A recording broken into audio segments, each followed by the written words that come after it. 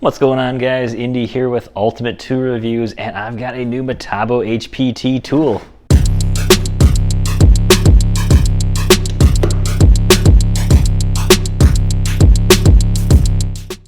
So this is the Metabo HPT, the DV36DAQ4.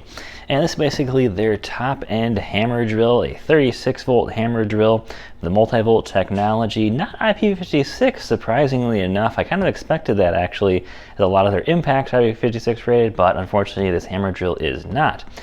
Now, I'm going to compare it up against the Makita. This is going to be the XPH14.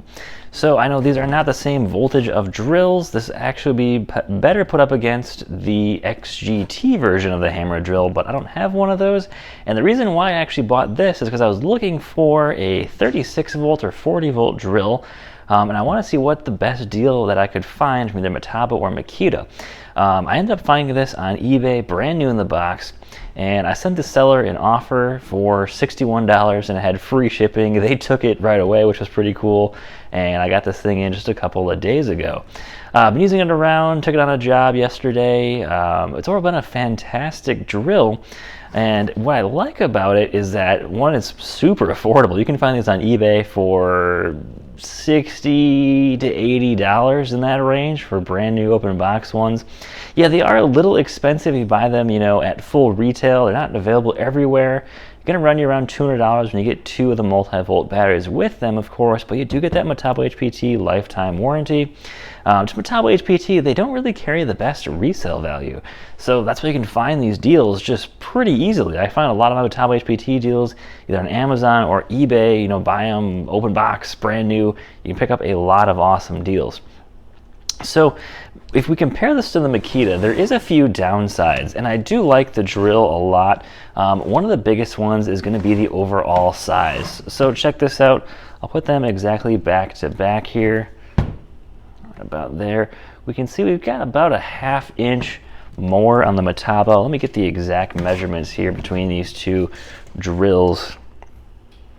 I'm at about 8 1/4 on the Metabo. And on the Makita, I'm at 7 1/4, so I'm actually about a full inch difference between the Makita and the Metabo. Now, I did weigh these before without batteries, because you can't really compare it with batteries between one another. Now, I mean, this is the exact same size battery as I have on the Makita right now. It's going to be a 5 amp hour battery at 18 volt or a 2.5 at 36 volt. 3 pounds, 10 ounces there. Now let's check the Makita.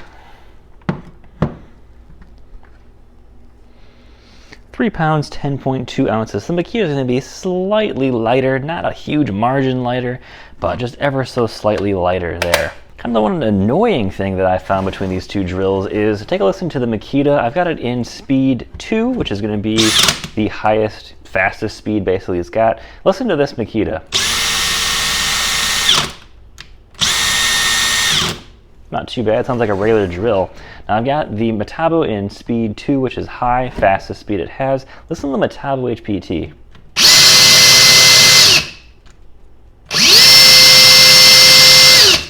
Definitely sounds a lot louder, kind of an annoying whine there with that motor. I guess it's not that big of a deal, but just be aware, the Metabo HPT is a lot louder than, unfortunately, the other drills. You know, the Makita, I would say the Makita definitely has a better build than the Metabo HPT, but Metabo HPT has not let me down just yet, and they've been overall fantastic for when I've used these. For the deal alone on this thing, it's phenomenal. So the small little things I'm going to find that I don't like over the Makita, it's really not that big of a deal, especially for the pricing you get on this. The other thing I don't like, and Makita does actually a fantastic job of doing this right, is getting me the light just below the chuck there. I absolutely love that positioning of the light. And I don't know why Metabo keeps doing this, but they always put their lights down here. I'm not a fan of that, because you're ever like looking at the drill like this, the light just goes right in your eyes and blinds you. So I'm not a fan of that. I really wish they just put the light up here where it should be. That's the best place for it. All right, so let's make a couple of holes. I'm going to use a 1-inch Diablo spade bit. Keep these both in high speed. I'm going to have them both in drill mode, not hammer mode. And of course, I've got fully charged batteries on each. So I'm not really looking for speed on this too much, but I'm looking for control, torque, overall usability of these drills. And I don't like to necessarily use a drill for spade bits. I really just pull an impact out for the most part. But when it comes to drills, I do a lot of hammer drilling, just regular stuff you're going to need that you don't want to use an impact for. So let's do a few holes with the 1-inch spade bit with the Makita.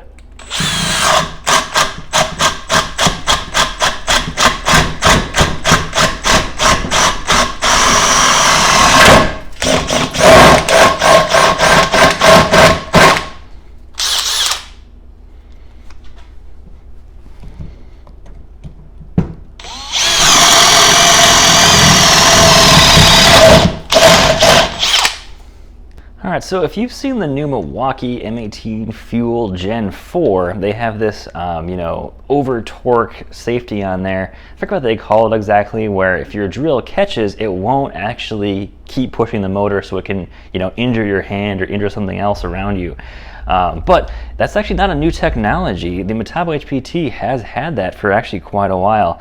It's got the RFC mode, which is basically the exact same thing as the Milwaukee, where it allows the drill to, of course, it's a reaction. I think it's called the reactive force control. I think what Metabo HPT calls it, and that prevents the drill from, flying out of your hands if it catches something while it's drilling.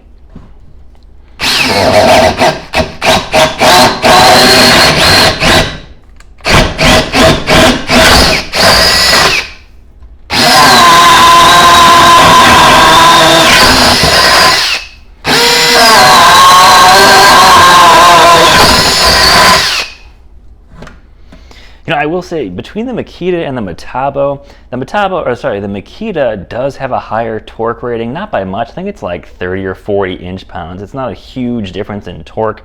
I can, of course, tell the Makita does have more power. It's not like it's super noticeable, but doing a couple of these tests, you can definitely feel the Makita has more power, but I feel like the Metabo is a bit better controllable. The trigger is definitely more sensitive.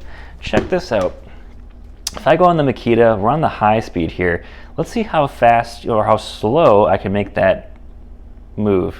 So that's gonna be the slowest I can make that move, just by barely pressing on the trigger. But look at the Metabo here. That's pretty impressive. You get a lot more control out of the Metabo, which is pretty cool. So really impressed by that on the Metabo. I like the control of it. It feels like it pulls less out of your hand. I don't know if that RFC is a constantly, controlling, maybe pulling the torque down a little bit, so it's not always trying to rip out of your hand, but it does a fantastic job of really keeping, a lot of control. I feel like I can definitely use this one-handed very comfortably and more confidently, where when I'm using the Makita, I'm definitely trying to keep both hands on it, trying to make sure it doesn't rip out of my hand.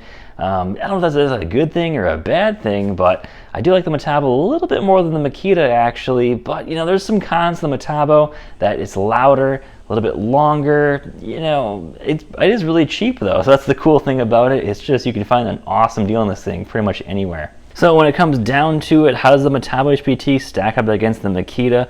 I think there's a lot of pros and cons here. I definitely think the Makita is a step up from the Metabo HPT, but how cheap you can actually find these 36-volt hammer drills on the market now, being between $60 and $80 on eBay, makes these an absolutely amazing deal to pick up. I've got plenty of extra Metabo HPT, the big 8 amp hour batteries laying around.